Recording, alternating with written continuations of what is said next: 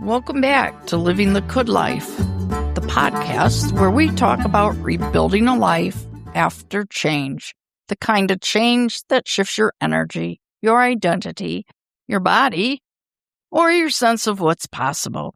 This is a short overview of what we discussed. We talked about several types of medical issues, especially that drain your energy. I feel relieved that I do not have something where my mitochondria doesn't convert ATP to energy or an autoimmune disease, although I have been suspected of having one, even though I have some of the symptoms and blood test results that might indicate that. But just to get you up to snuff, we basically talked about how difficult it is for some people to make it through the day. We use spoons as an example of a type of energy currency. And we talked about where that whole idea came from. It started in 2003 when an advocate for lupus decided she needed a practical way to demonstrate to a friend how her energy allotment worked every day. And she used spoons because she was in a diner, and that was an easy way to explain. So one thing that we thought about, and this applies to travel because we will be talking about how the spoon theory applies to your travel, is that, I don't want to say in the old days, but when we were both younger, people used to collect souvenir spoons every time they traveled. And when we took a trip, we were sometimes asked by people who were collectors to see if we could find a spoon from a particular location. And we were thinking about that, and because we don't go to souvenir shops very often, we were wondering. So let us know if people do still collect spoons. People put them in wooden cases, and you'd see them hanging on a wall in their homes. And they'd show off their new spoons that they had just gotten from a trip or from a friend. And then we realized also when we were younger, when we had our kids, it was pretty common for somebody to buy a spoon for the newborns. Usually a silver spoon. I think we may still have one. They tarnish because they're silver. Maybe that's something that looks into the future about spoons. Keep track of your energy. We will give a few examples of people and how they allocate their spoons each day. And it's kind of an interesting way that you decide how many spoons you're going to commit each day to certain activities. And it's really beneficial to plan your spoon usage for traveling. Even if you don't have a chronic disease, it's still good because, honestly, travel can be very exhausting. And let's explicitly define the word baseline because it is vital. So in clinical terms, your baseline is the amount of activity you can engage in daily without triggering a flare-up or post-exertional crash. Finding your baseline is the prerequisite for figuring out exactly how many spoons you have to work with each day. Let's look at how someone actually calculates and allocates their spoons in real life. It isn't a static math problem because unlike a regular bank account, your initial balance changes every morning. Oh, that sounds like if you've invested in the stock market, right? So let's create a comparison to illustrate how wildly a spoon budget can fluctuate based on different body disruptions. We'll look at 3 distinct profiles: a healthy individual, someone with an autoinflammatory condition like lupus, and someone with a profound neuroimmune disruption like ME/CFS. So we're going to compare the spoons that different people use. We have the healthy person, somebody with lupus or some kind of joint pain inflammation, and then somebody with the ME/CFS profile. And just to remind you, that's basically mitochondrial failure. So the first thing you do in the morning is wake up and prep. Now, the healthy individual has a healthy budget of lots and lots of spoons, and it costs them 0 spoons. They've had a nice restorative sleep. The person with lupus might take 2 spoons because they have morning stiffness and joint pain. The individual with MECFS has had an unrefreshing sleep. They have severe PEM on waking, and it's costing them 4 spoons. So they have a pretty fair deficit, right? Yes. When they wake up. So then they're showering and hair care. And the healthy individual, it's cost them 0 spoons. The lupus person, due to their muscle soreness, they have lost 1 spoon.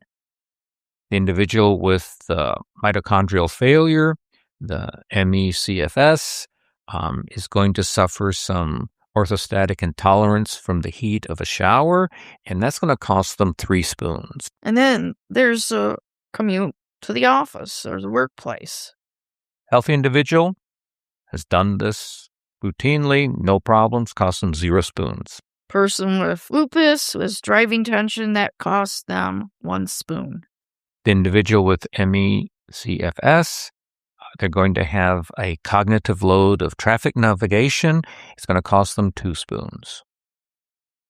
Now, say any of these people do sustained computer work, and we'll say that's about 3 hours. The healthy individual is going to have to pay 1 spoon for the mental effort.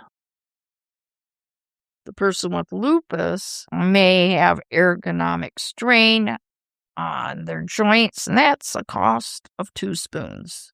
The individual with MECFS is going to be experiencing some brain fog, some sensory processing drain, and it's going to cost them 4 spoons.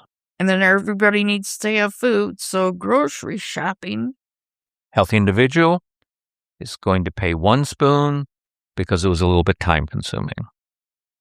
And the person with lupus, the store will have concrete floors. They'll have to carry their bags. They'll have to navigate the aisles and the people in the aisles.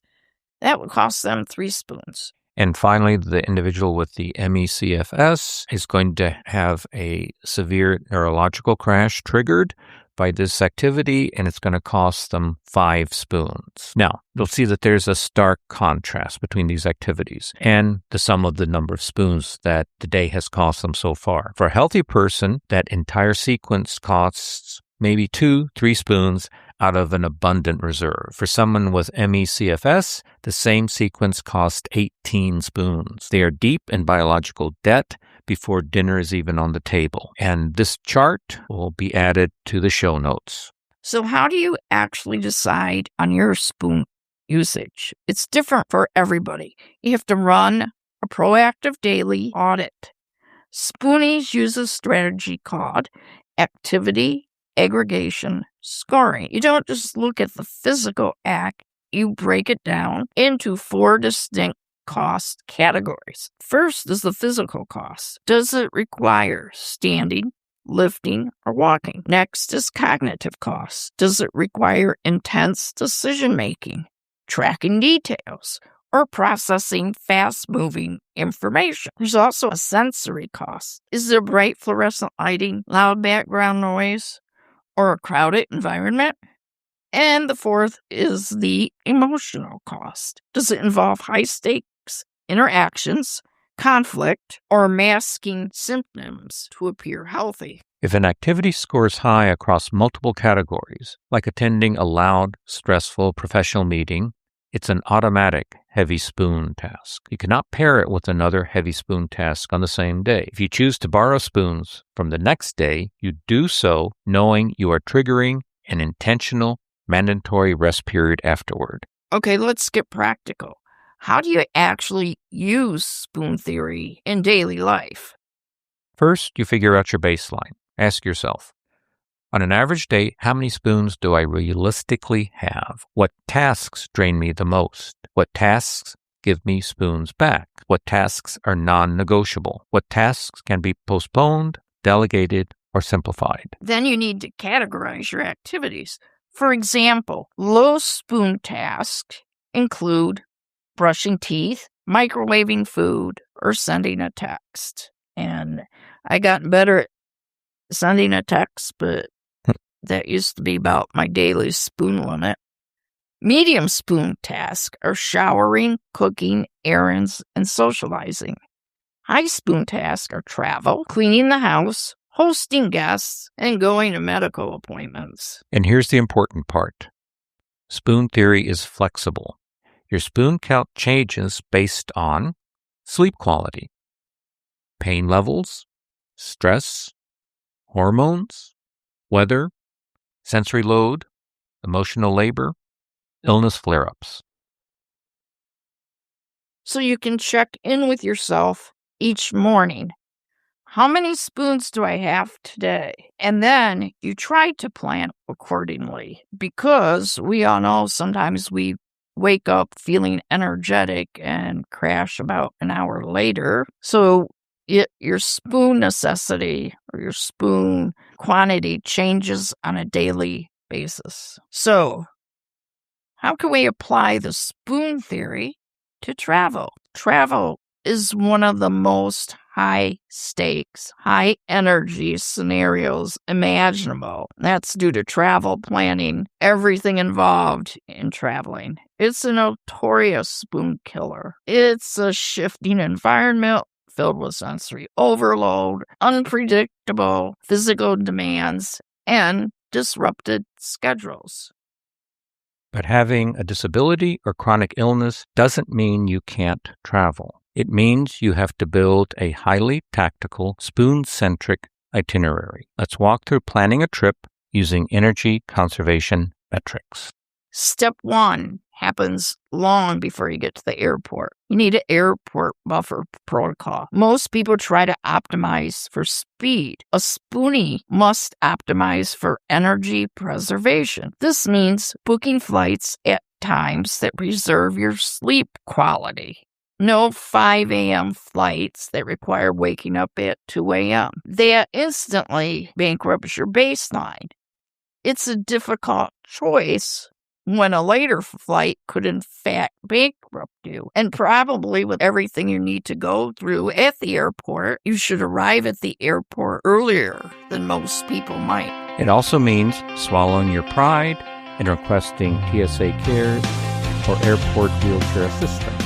Many folks think, well, I can technically walk 500 yards, so I shouldn't have to take a wheelchair. But an OT will tell you walking those 500 yards on hard airport floors while carrying a bag will cost you 4 spoons. If you sit in the wheelchair, it costs you 0. Save those 4 spoons so you can actually enjoy your destination when you land. And that's really good advice. I think it's hard for those of us who used to be able to pretend they were practicing for a marathon while trying to make a gate a mile away from where they got off the previous plane, have a little bit of, I don't know if you call it embarrassment about riding or taking a wheelchair, but it definitely does reduce stress. It also helps you avoid all the other people who are frantically trying to reach a flight, carrying their roller bags and not really paying attention to other people. And there are so many people who weren't paying attention. I got knocked enough when I wasn't in a wheelchair, but pusher of the wheelchair has to yell at people to get out of the way because a lot of people just don't look. And then there's the coolest wheelchair I've been in was in Seattle.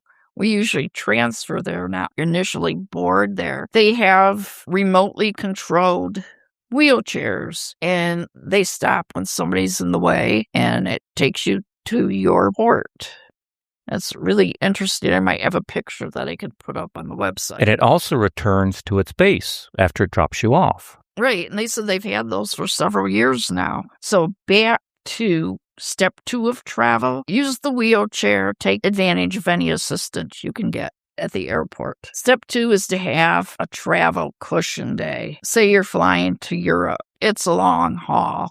Most people suffer jet lag, and you might be excited, just like on those days they say you wake up energetic, but your energy quickly fades. So just have a day where you take it easy so that you can recoup. You can still do some things, but, don't kill yourself and go to a meeting. And I know some people do have to do that, but if it's a vacation, don't do that. So try not to schedule a lot of activities or any activities on the day you arrive and even the day after. The day after must be a designated cushion day, spent entirely in the hotel room, resting, rehydrating, and resetting your autonomic nervous system. Think of it as paying back the loan you took out to survive the flight.